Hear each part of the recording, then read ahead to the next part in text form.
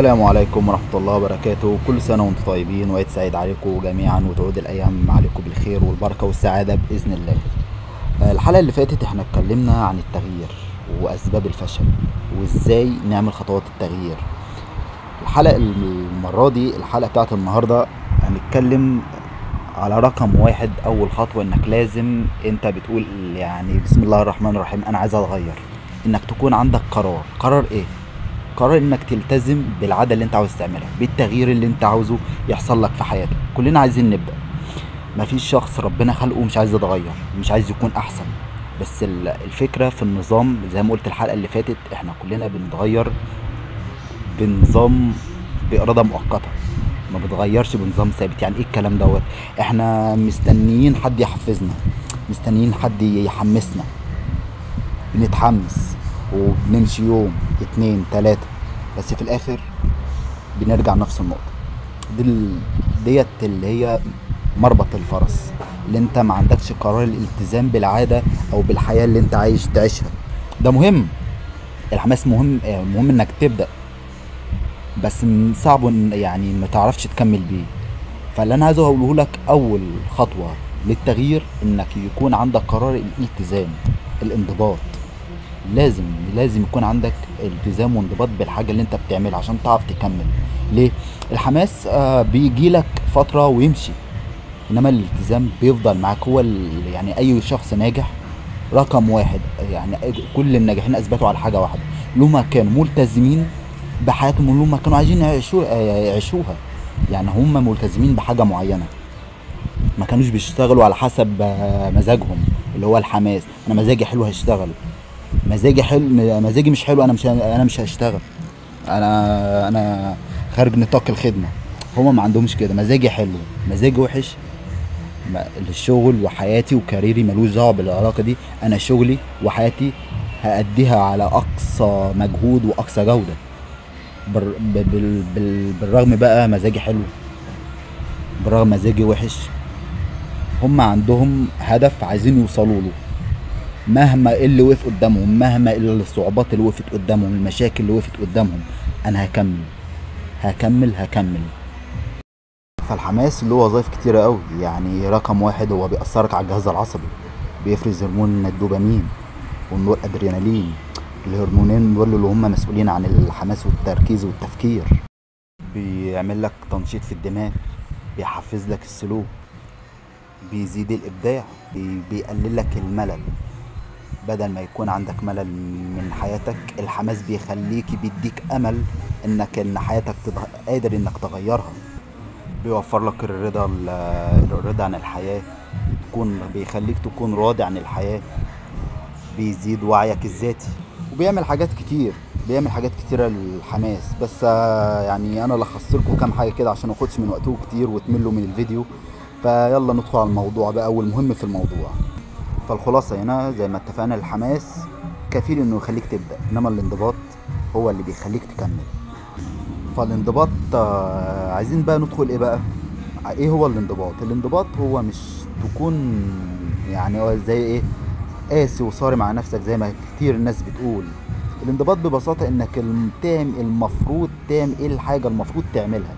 ايه الحاجة؟ هو ببساطة الانضباط الحاجة انك المفروض تعملها، بالرغم انك تعبان، بالرغم انك مش متحمس، بالرغم ان لو الظروف مش مناسبة، بالرغم ان النتائج مش النتائج اللي ترضيك. ده الانضباط. تعالى يا صديقي الفاضل نشوف خطوات تطبيق الانضباط. انا يا عم مالك، انا عايز يعني اقول انا عايز انفذ الانضباط ده، اعمل ايه؟ تعال انا لخصتهم لك في كذا خطوة كده. اول حاجة زي ما قلت لك الحلقة اللي فاتت، ابدأ صغير، خد حياتك ستيب باي ستيب، خطوة بخطوة.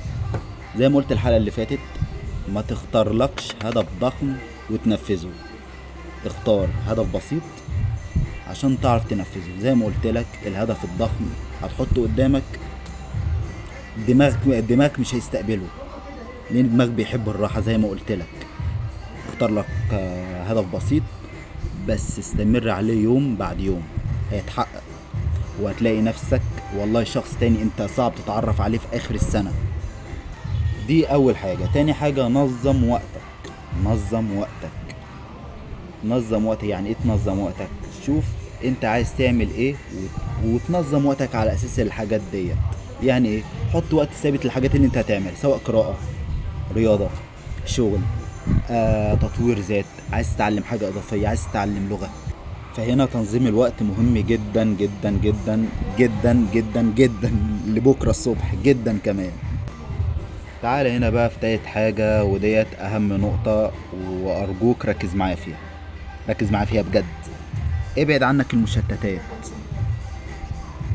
هي ديت زي ما اقول لك ايه، ديت اللي بتضيع مجهودك كله في ثانية الا ثانية. ابعد عنك المشتتات. يعني ايه؟ السوشيال ميديا، الموبايل، الناس اللي انت بتقعد معاها في الكافيه اللي انت بتضيع وقتك معاها. يعني معلش، يعني انت عايز تبني كاريرك، عايز يعني عايز يعني تتعلم لغة، عايز تطور من نفسك. ما تقعديش مع ناس بسم الله ما شاء الله 24 ساعة، في ال 24 ساعة بيشتكوا من الظروف، بيشتكوا من قلة الفلوس. المحيط اللي انت فيه بيأثر عليك بنسبة 95%، ده لو مش 100%. المحيط اللي انت عايش فيه، اللي انت عايش معاه بيأثر عليك. عايز تعمل حاجة، عايز تطور من نفسك، اقعد مع ناس ماشية في نفس الكلام، ماشية في نفس الطريق. ما تقعدليش مع ناس، يعني معلش، انت عايز تخس ما تقعدليش مع ناس اكيلة، فاهم؟ عايز تبطل تدخين ما تقعدليش مع ناس بسم الله ما شاء الله حريقة في السجاير، ومستحيل مش هتعرف. فشوف محيطك وشوف انت ماشي مع مين. دي يعني والله والله ركز في الحوار ده بجد، لانها هي سبب في ضياعك وسبب في نجاتك، سبب في ضياعك وسبب في نجاتك. المحيط اللي انت عايش فيه، المحيط اللي انت عايش فيه ركز عليه. شوف انت قاعد مع مين، شوف انت بتنمي عقلك مع مين، شوف انت بتاخد افكارك من مين. فراقب نفسك وشوف انت قاعد مع مين، وغير صحابك. غير، انا بقولكش قاطعهم، بس شوف الصحاب. ما هو معلش بقى، هو كل فترة وليها ناسها، كل فترة وليها ناس. اصحابك اللي في ابتدائي، اللي في الاعدادي، اللي معاك طول العمر، ما بقولكش قاطعهم، بس للاسف انت اخترت طريق انت محتاج فيه ناس، يعني ايه، تشجعك على الطريق ده. ما تضحكش عليك وتقول لك لا لا لا لا، ما هم جربوش اساسا الطريق اللي انت ماشي فيه. خلي بالك، ما انت هتلاقي معارضه، وهتلاقي ضحك، وهتلاقي سخريه، لان هم انت بتكلمهم في حاجه خيالهم، يعني زي ما بتقول ما فكروش فيها قبل كده. فانت مش هتلاقي الدعم منهم. فانت حاول تشوف ناس، تتعرف على ناس. دي كده الخطوه الثالثه. الخطوه الرابعه معانا هنا، سامح نفسك بس ما تبررش.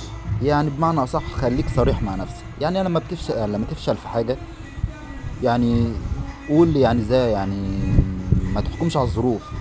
تفشل في حاجه قول انا فشلت، وان شاء الله المره الجايه انا هنفذها، بكره انفذها، النهارده انفذها. ما تضحكش على نفسك وتقول انا مشغول. لا لا، ديت من الحاجات اللي بتضحك الناس، اللي بتضحك بيها على نفسها وتمنع عن الحاجه اللي هي نفسها تحققها. اللي هو ايه؟ الظروف، الوقت. ما عنديش وقت، انا شغال 12 ساعه، اعمل ايه؟ ما فيش وقت. لا، شغلك 12 ساعه، خليه 6 ساعات، 5 ساعات. استغل وقت فراغك قبل انشغالك. طب انا مالك التزمت، تمام، إيه النتائج اللي هتيجي؟ انا اقول لك النتائج اللي هتيجي، بس انا بنصح يعني انت مالكش دعوه بالنتائج. انا ولا انت ملناش دعوه بالنتائج. اصل احنا ما نعرفش الغيب، احنا لينا بس دعوه بالسعي. النتائج دي بتاعت ربنا سبحانه وتعالى. بس من منظور العلم، يعني هقول لك النتائج. يعني انت التزمت بحاجه الطبيعي، يعني انت مش هتحسها الا مع الوقت. يعني بعد اسبوع مثلا انت التزمت بحاجه معينه، بعد اسبوع ممكن ما تشوفش فرق كبير. بعد شهر ممكن يعني انت ممكن تلاحظ فرق بسيط في حياتك. بعد سنه، بعد 6 شهور، بعد 7 شهور، صدقني هتلاقي نفسك شخص تاني مش هتتعرف عليه. والله ما تتعرف على، مش هتعرف تتعرف على نفسك، تلاقي حياتك فوق. بس نصيحة مني، الصبر الصبر الصبر. وانت في حياتك لازم تصبر، لان مفيش حاجة بتيجي من يوم وليلة، مستحيل يا جدعان، مستحيل. مفيش حاجة بتيجي بيوم وليلة. بس انت اسعى، فكر، والنتائج حتى لو جت النتائج صغيرة ارضى بيها، لان النتائج الصغيره زي ما قلت لك الحلقه اللي فاتت، النتائج الصغيره هي بوابه التغيير الحقيقي، بوابه النجاح الكبير اللي انت عايز تشوفه. النتائج الصغيره اللي بتجيلك، اللي انت بتسال اللي انت ايه النتائج دي، انا مش عايز كده، الحوار دوت فكسان، انا هبطل.